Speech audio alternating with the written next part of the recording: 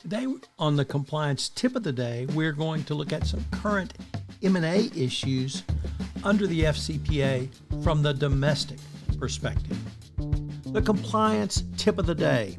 This is the podcast where we bring you daily insights and practical advice on navigating the ever-evolving landscape of compliance requirements. Whether you're a seasoned compliance professional or just starting your journey, my aim in this podcast is to provide you with a bite-sized, actionable tip to help you stay on top of your compliance game. And now I'd like to say a few words about the latest podcast on the Compliance Podcast Network, AI Today in 5 with 5. Thrilled to announce the inaugural episode of my latest podcast series, AI Today in 5. I wanted to do a short curated set of stories and news stories about AI for the compliance professional and the greater business professional.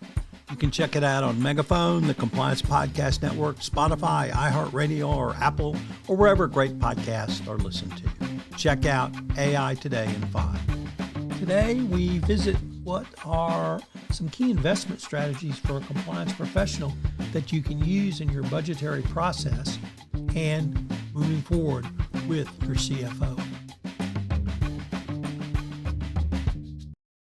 Let's start with the basics of investing, which is the greater the risk properly managed, the greater potential return on investment.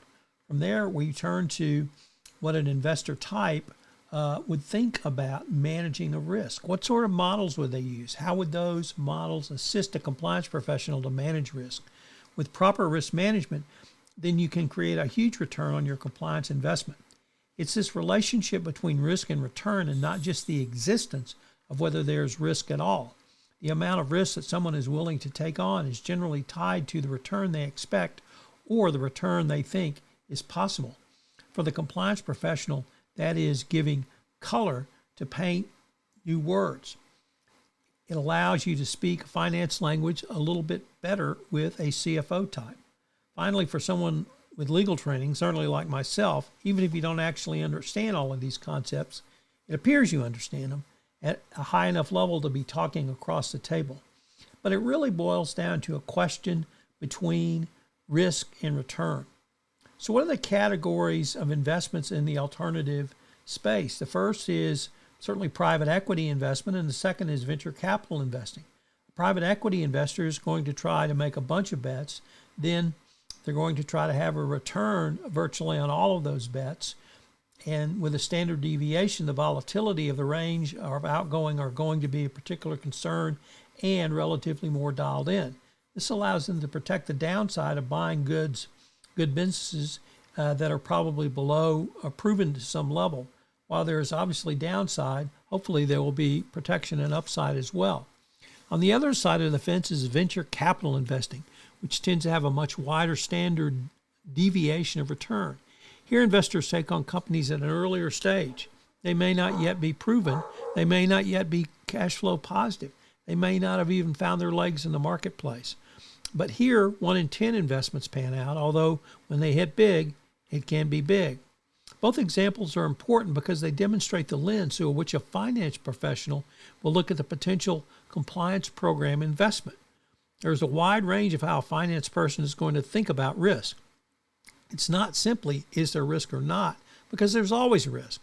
Even if you find the safest investment, i.e. U.S. Treasury bonds, there's going to be risk. The final way for you to have this as a part of your overall portfolio is by using these approaches to talk to financial professionals in their own terms. You have a real opportunity to change the dynamic on your budgeting process. So what are today's 3 key takeaways? Well, how would a PE investor think about managing risk, and how can you use that for insight into your compliance budget? Number 2, and conversely, how would a venture capitalist investor think about managing risk, and how can you use that? And number 3, in the budget process, talk to finance personnel in their own language and not in compliance speak going forward.